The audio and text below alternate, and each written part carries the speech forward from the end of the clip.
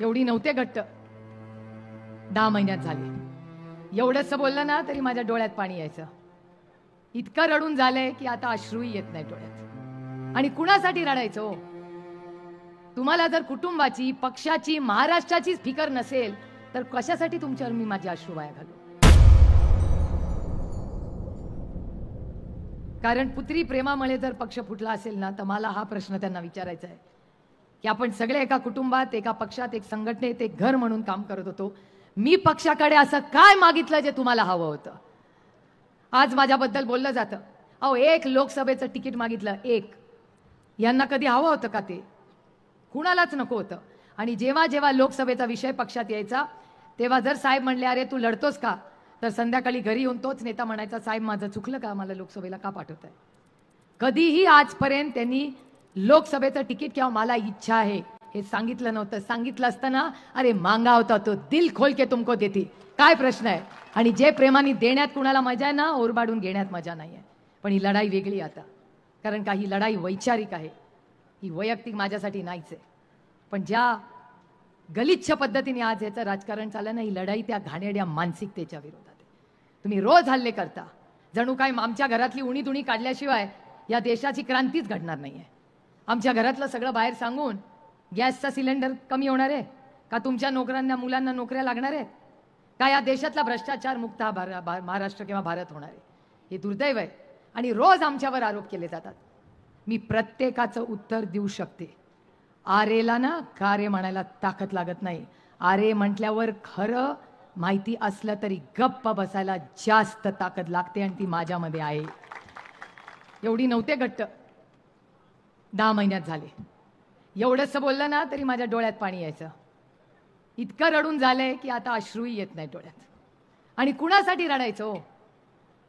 तुम्हाला जर कुटुंबाची, पक्षाची, महाराष्ट्राचीच फिकर नसेल तर कशासाठी तुमच्यावर मी माझे अश्रू वाया घालू? कारण या अश्रूला पण काहीतरी किंमत आहे, प्रत्येकाच्या अश्रूला।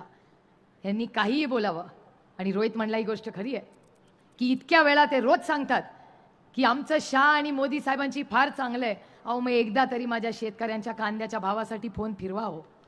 रोज माझ्यावर आरोप होतात की यांनी 10 वर्षात काही केलंच नाही। अहो माझं मराठीतलं जर पुस्तक तुम्ही नीट वाचलं असतं एक अर्धा तास काढून, तर तुम्हीही तुमचं मत हे तुतारीलाच दिलं असतं, हे मला माहिती। आणि ज्यांच्याबरोबर अनेक वर्ष आम्ही एकत्र काम केलं, प्रत्येकाने काही ना काहीतरी माझ्याबद्दल बोलले।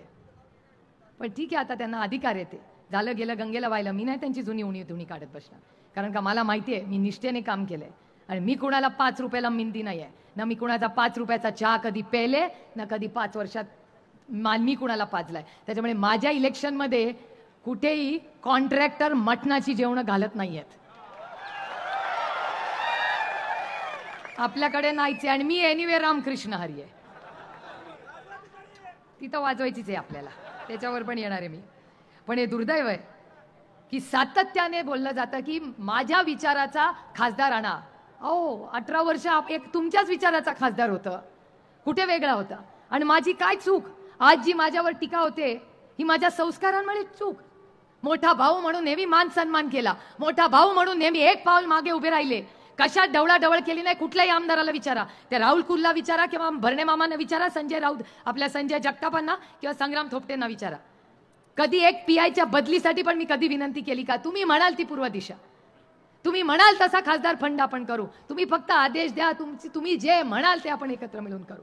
आणि आज त्याच वागण्यासाठी तुम्ही माझ्यावर टीका करता। म्हणजे आमच्यावर केलेले संस्कार हेच आम्हाला नडले, म्हणजे मोठ्यांचा मान करायचा, धाकट्यांवर प्रेम करायचं, आणि म्हणून आज तुम्ही आमच्यावर टीका करणार। 10 वर्षात काहीच केलं नाही, हे मला आरोप मान्य नाही। पण त्याला मी फार उत्तर देत बसणार नाहीये, कारण का त्यांनाही सत्य माहिती आहे आणि मलाही सत्य माहिती आहे।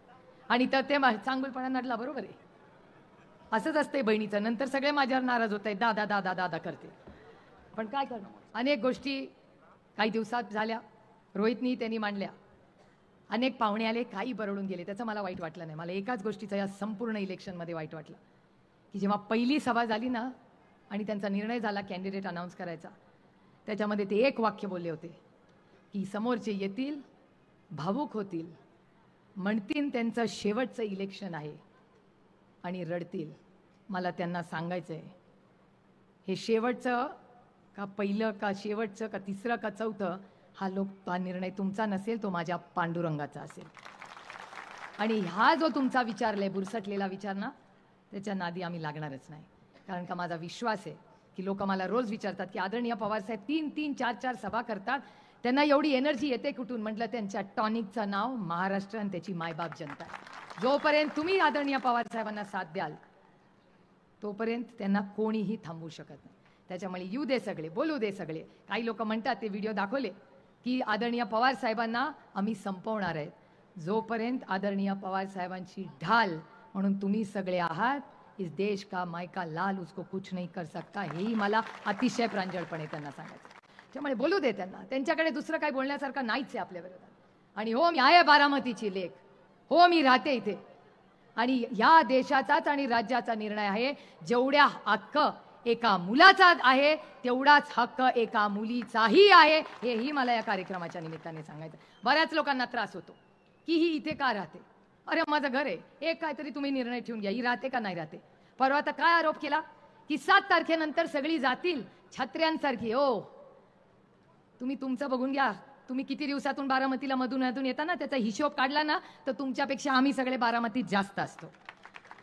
त्याच्यामुळे आमचे दिवस मोजू नका, आता तुमचे दिवस तुम्ही मोजायला लागा.